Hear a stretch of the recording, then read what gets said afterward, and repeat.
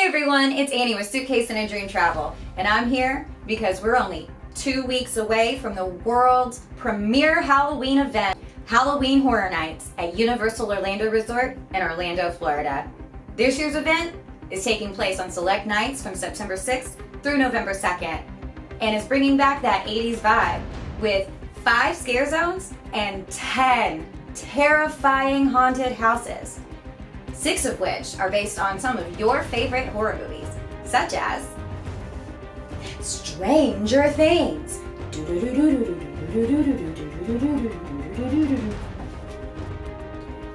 Universal Monsters, Ghostbusters. That's not really a horror movie, but close enough. It's gonna be so much fun. Jordan Peele's Us. Killer Clowns from Outer Space. And Rob Zombie's House of 1,000 Corpses. So, if you're ready or you think you can handle living these movies, then you might be ready for my Halloween Horror Nights Survival Guide. Halloween Horror Nights is not an event for the faint of heart. You have to be ready. The event can go as late as 1 or even 2 a.m. So here's a few tips and tricks that I have to help you survive the night. Okay, so you have your Halloween Horror Nights ticket. You think that's all you need? You're dead wrong. Have you ever seen the Halloween Horror Nights opening gate? It looks like a George Romero movie. But there is a way that you can avoid that. Get to the park early. Of course, you're gonna need a daytime ticket. But as long as you have that daytime ticket and you're in the park by 5 p.m., you get to take advantage of Stay and Scream, a special perk that's just for people with day passes, where as long as you're in the park by 5 p.m., you do not have to exit and re-enter for the event. This gives you a jump on the lines. Sometimes those standby lines can feel like you're trapped in a horde of zombies.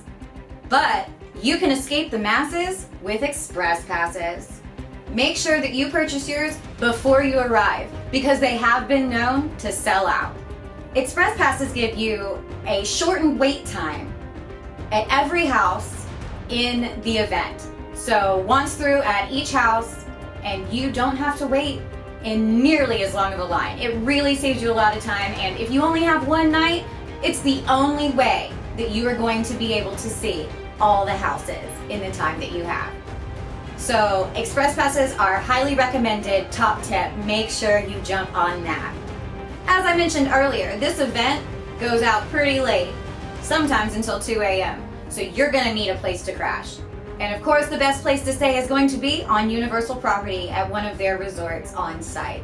There are so many perks to staying on site. You don't have to worry about parking, getting a ride that late. Trying to get an Uber that late is insane. Between the surcharges and everybody else trying to leave, you're gonna be waiting for who knows how long. And then you have to travel who knows how far to get to your off-site resort, when instead you could have hopped a boat, you could have taken a walking path, or you could have taken one of the on-site resort buses that goes directly between City Walk and the resorts on site. Other benefits include early park access during the day for all resort guests, as well as resort-wide charging and package delivery back to your resort, which is so great during the day when it's so hot and you don't want to carry your packages around after you've gone shopping. You can have them sent back to the resort. Don't even worry about it. You don't have to carry them around for the rest of the night through Halloween Horror Nights. So definitely want to stay on property. There's so many benefits to it. And we did hear something strange is going to be happening at Cabana Bay. We're not quite sure what it is yet. They're keeping it a little bit of a secret. But as long as you're following Suitcase and a Dream Travel on social media, you will be one of the first people to know. Okay, so you're in the park, you have your express passes, you got your room for the night. What else do you need to know? There's quite a bit. First of all, you need to make sure that you are staying hydrated. It may be fall, but it's still Florida. It's still super hot, even at night, so make sure that you are taking advantage of those Coca-Cola Freestyle refillable mugs that are available for purchase that allow you unlimited refills throughout the evening. Your adrenaline's going to be pumping, so you need to pay attention to what your body's telling you. Make sure you stay hydrated. You don't want to have to sit out on the sidelines because you forgot to drink some water. Another thing, make sure you eat something. You're going to be going 1,000 miles a minute, jumping this way and jumping that way and screaming and having so much fun. It's easy to forget to eat.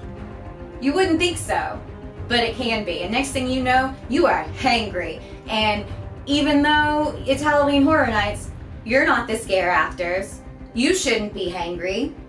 So make sure you stop by many of the restaurant options that are available during Halloween Horror Nights, including some special event-only treats like pizza fries.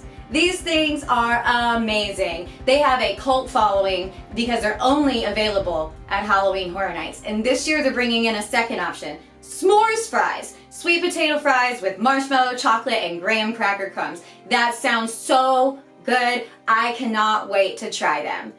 Other options that are special event foods are the Twisted Tater, and that is a fan favorite. It's a whole potato, spiral cut, and rolled in all kinds of seasonings, and it is so good. They also have specialty cocktails and non-alcoholic beverages as well that you have to check out. So make sure that you get yourself something to eat, something to drink to keep yourself fueled through the fear. I know everyone comes to Halloween Horror Nights for the haunted houses. But one thing that I definitely recommend for anyone who goes to Halloween Horror Nights is to make sure that you spend some time lingering in the scare zones. They are so expertly decorated and so perfectly themed. And you can have so much fun. Every time you turn around, it's something different. It's live, it's interactive, there's people in the streets, you can watch other people's reactions, and you can spend as much time there as you want. So you definitely want to spend some time in each of those scare zones and maybe even visit them once or twice. And if you find yourself in a frenzy, don't worry, you do have a little bit of a safe zone. There is one safe area in the park, and that's Diagon Alley. That's right, the Wizarding World of Harry Potter at Diagon Alley is open during Halloween Horror Nights. So if you need a reprieve, you can sneak through the wall in Diagon Alley and give yourself a little bit of a timeout. But don't stay too long, because you'll miss all the fun.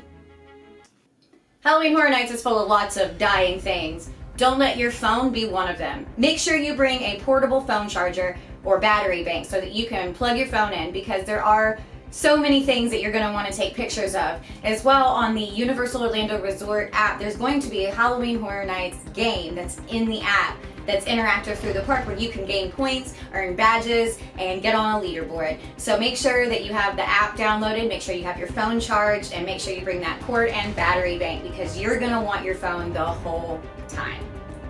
And one last tip for you guys, and this comes from personal experience. Save your screams. Don't lose your voice. Alright, so before I go, there are some things that you should remember for this year's Halloween Horror Nights event. No costumes are allowed for the event, and this includes masks and any type of face covering.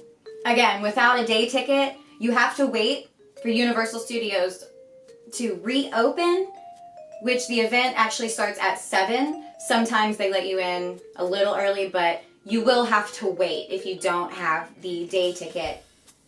If you do choose to purchase the Express Pass, which I do highly recommend, I do also suggest that you purchase a lanyard to put your Express Pass ticket into. The reason for that is because you will be going through a lot of queues through the night where you're going to have to scan your Express Pass both at the entry and then right before you go into the house. And it's just a lot easier for everybody in your group to have them on lanyards, so you can just show them instead of trying to dig them out of pockets when you get to the front.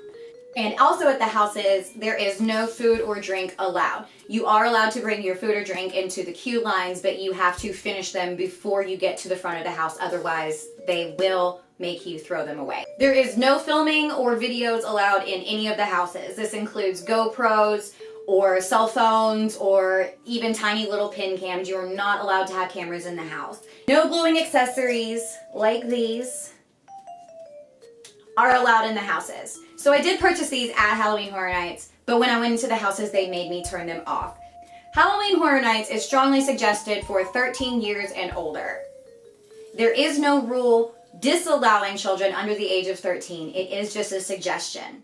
If you do decide to bring your child to Halloween Horror Nights, please know that they must be able to walk through the entire house unassisted. You cannot pick them up no matter how scared they are. So if you do choose to bring your child, make sure that they are ready for the experience and that they can walk the entire house by themselves. If you have an infant or a younger child who cannot walk all the way through the house, they do allow for child swap at the entry. And as mentioned, alcohol is available at this event.